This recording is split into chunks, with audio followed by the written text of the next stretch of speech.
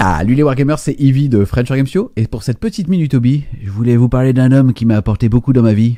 Pasque. Avant d'introduire l'homme, on va parler de ce qui est représenté sur le champ de bataille, à savoir un tank commander. Les tank commanders sont des officiers aguerris qui maîtrisent parfaitement le combat de tank sous toutes ses formes. Ils arrivent à ce poste par leur dévouement presque obsessionnel de l'art du combat, ce qui leur permet de pouvoir choisir chars et équipages parmi les meilleurs vétérans de l'Astra Militarum. L'autorité et l'expertise dont ils font preuve est un atout majeur sur le champ de bataille. Vétérans de plusieurs dizaines d'affrontements, les commanders sont impitoyables et exterminent sans hésitation les abominations et les hérétiques les plus dangereux des lignes ennemies. À la tête d'escadrons de chars, ils en connaissent la moindre force et faiblesse, du moteur à l'armement, et peuvent frapper aussi bien chirurgicalement, tel un scalpel, ou bien comme un rouleau compresseur qui ne laisse pas la moindre chance à son adversaire.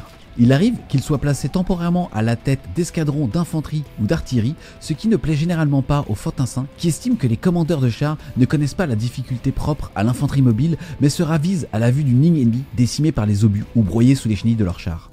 L'histoire de l'Astra Militarum ne manque pas de tank commandeurs de renom, avec leur coupole ornementée de crânes de warboss ou autres leaders vaincus, mais peu arrivent à égaler le palmarès de Pasque, connu à travers l'univers comme le meilleur chef de char de toute la garde impériale.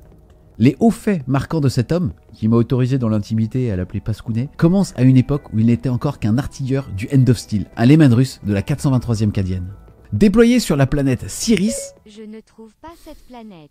Déployé sur cette planète pendant l'affrontement de la faille de Jenna où son régiment de blindés avait pour mission de stopper la progression de la fameuse WAG Coupe Trip, le End of Steel se fait percuter par une forteresse de bataille orque qui arracha la tourelle ainsi que le chef de char qui était juste dessus. Juste avant de tirer, le nouveau commandeur Pascounet remarqua alors une plaque de blindage mal soudée et, dans un coup de maître, fit feu. Le tir déchira l'air et impacta la cible. S'ensuivit une explosion et une onde de choc qui ébranla tous les blindés proches. Sans même un regard sur la scène et la réussite de son tir, Pasque prit le commandement de la contre-attaque et élimina alors 14 cibles supplémentaires, ce qui fit alors vaciller l'élan de la WAG. Sa renommée augmenta alors de victoire en victoire sur plus d'une centaine de fronts différents. Et un jour, sur le monde de Hathor's Hall, c'est comme Glory Hall, mais ici on va juste l'appeler le trou pour que tout le monde justement voit à quoi ressemble la planète. Ah, c'est terrible. Oui, c'est vulgaire.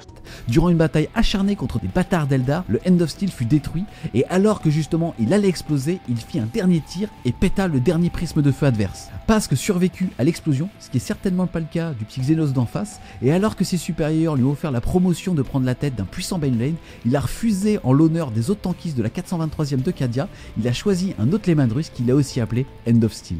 Un autre fait d'armes intéressant de Pascounet, c'est l'épisode qu'on a appelé le massacre de la Sainte Cilia, où 3 putains de titans furent alors détruits par sa compagnie. Et le quatrième, et pas des moindres, le terrifiant Eternus Damnation, tomba par la main de Pasque lui-même. Un seul tir d'obus, habilement placé, suffit à toucher le réacteur de plasma corrompu caché derrière le torse noir du titan, et l'explosion d'une puissance gigantesque éradiqua toute trace de la machine du chaos et ancra un petit peu plus la légende de Pasque. Mais malheureusement, alors qu'un jour Pasque était en croisade contre des taux, un jour trop connu des joueurs justement de l'Imperium, Cadia fut détruite.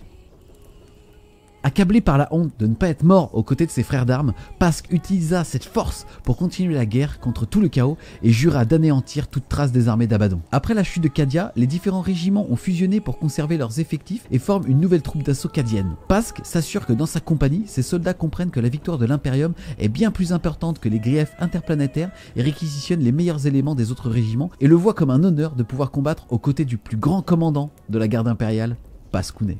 Voilà les Wargamers, cette petite minute hobby autour d'un des plus grands héros de l'Imperium est maintenant terminée. Si jamais vous avez des suggestions par rapport à certains personnages que vous voudriez voir approfondis sur la chaîne, n'hésitez pas à le mettre en commentaire. Sinon, pouce bleu, si vous voulez continuer de supporter French Wargame Studio, n'hésitez pas à aller faire un tour sur son Tipeee, le lien sera alors en description. Et moi je vous dis à plus les Wargamers.